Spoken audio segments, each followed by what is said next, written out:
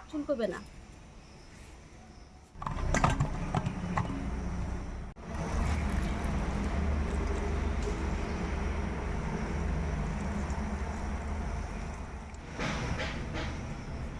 কড়াই গরম হয়ে গেছে, এবার কচুগুলো জল দিয়ে কচুগুলো ভাতে বসাবো।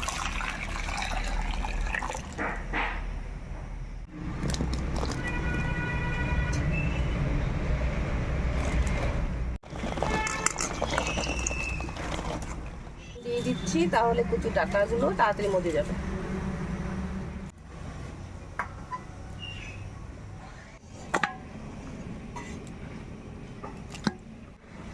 চিতল মাছের মাথার মধ্যে লবণ হলুদ মাখিয়ে নিব।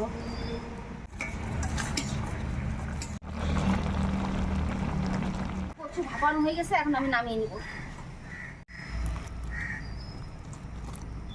কড়াইতে তেল দিয়ে নিচ্ছি, মাছগুলো ভেজে নেব।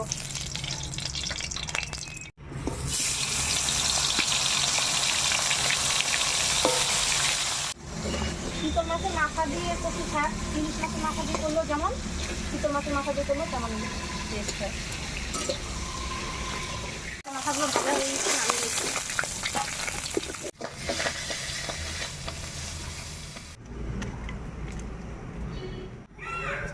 ফলে তেজপাতা জিরা দিয়ে দিলাম, কচুগুলো দিয়ে দিচ্ছি।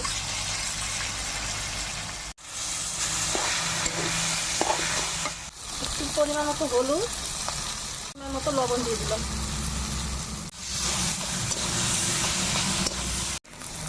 কচুতে স্বাদ অনুযায়ী একটু চিনি দিয়ে নেব।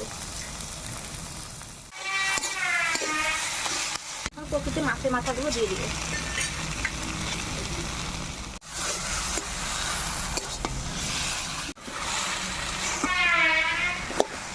এখন একটু আমি জিরে বাটা দিয়ে দিচ্ছি, ভাজা জিরে গুলো দিয়ে দেব।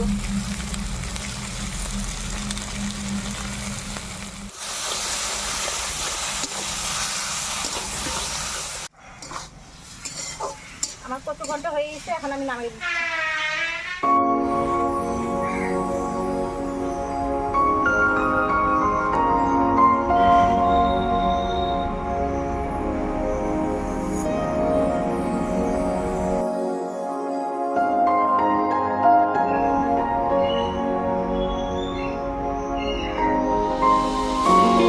আমরা চিতল মাছের মাথা দিয়ে কচুর শাক রান্না করে দেখালাম। আপনারাও তৈরি করে খেয়ে দেখবেন, আশা করছি ভালো লাগবে।